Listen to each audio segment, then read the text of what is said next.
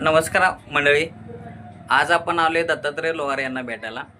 पाठीमागं बघू शकताय तुम्ही एक चांगल्या पद्धतीने त्याने आपल्या घरामध्येच एक देखावा सादर केलेला आहे। एखाद्या चांगल्या मंडळाला सुद्धा लाजवेल अशा पद्धतीने त्यांनी देखावा सादर केलेला आहे। त्यातून समाजासाठी पण ते चांगला बोध देत असतात प्रत्येक वर्षी। आज आपण त्यांना बोलूया की ह्यावेळी त्यांनी नवीन असं काय केलं। दत्तात्रय सर, पहिले आपली जरासं ओळख सांगून द्या आपल्याला। मी दत्तात्रय रामचंद्र लोहार, कसबा वाळवे, तालुका राधानगरी।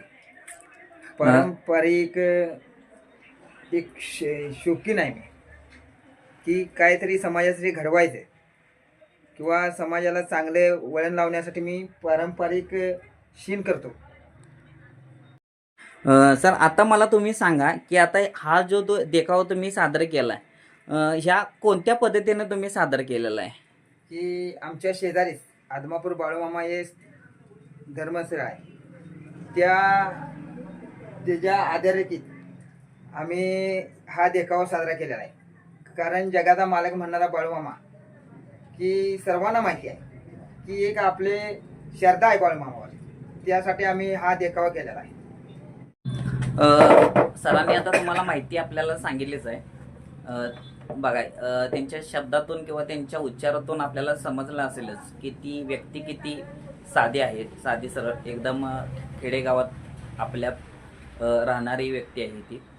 त्यांनी बघा किती चांगल्या पद्धतीनं आणि जास्तीत जास्त निसर्गाचा उपयोग त्यांनी केलेला आहे। त्यांनी प्लॅस्टिकची झाडे न वापरता बघा त्यांनी डायरेक्ट कुंडीच घरामध्ये आणलेलं आहे।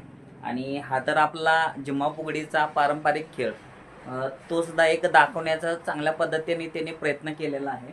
आणि पाठीमागं एक वेगळ्या पद्धतीने डिजिटल्स तुम्ही बघू शकताय।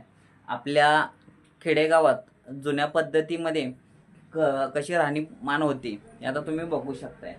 त्याच पद्धतीने आपल्या भागातील प्रसिद्ध असे जगाचा मालक बाळूमामा व त्यांना आवड असणारी जी बकरी वगैरे आहेत ते सुद्धा त्यांनी दाखवण्याचा प्रयत्न केलेला आहे। आणि मामांना एक साधं जीवनच जगण्याचा एक छंद होता किंवा आपण आवड म्हणले जाते, तोच देखावा त्यांनी आपल्या छोट्याशा कलेतून सादर करण्याचा त्यांनी प्रयत्न केलेला आहे। आणि आज तर आपल्याला माहीतच आहे की गौरी मातेचं आज आगमन झालेलं आहे। तर आपल्या पाठीमागं गौरीसुद्धा आहे बघा, गौरीला सुद्धा छान नटवलेलं आहे। बघा आता उद्या आपण या गौरी मातेचं पूजन सुद्धा होईल। आणि खूप चांगल्या पद्धतीनं आलो, मी सरांना भेटलो, त्यांच्यासोबत बोललो, एक चांगला अनुभव आला। साध्या सरळ गोष्टीतून सुद्धा आपण एक छान कला आपण सादर करू शकतोय। आता जर तुम्ही पाठीमागं बघितलं तर जास्त लाइटिंगचा सुद्धा उपयोग केलेला नाही किंवा जास्त डॉल्बीचं वगैरे किंवा जास्त आवाजामध्ये सुद्धा त्यांनी जास्त उपयोग केलेला नाही, की कानाला आल्यानंतर घरामध्ये एक प्रसन्न वातावरण होतं। नाहीतर अनेक ठिकाणी आपण बघतोय की साऊंडचा जास्त वापर केला जातोय आणि आपल्या कानाला कर्कश असा आवाज आपल्याला ऐकू येतोय। तो न आपल्याला भासता एक प्रसन्न आणि एक मनमोकळं वातावरण इथं आल्यानंतर होतंय। मला तर जाऊ वाटत नाही, पण काय करूया, दुसरीकडे पण आपल्याला शूट करायला जायचं आहे।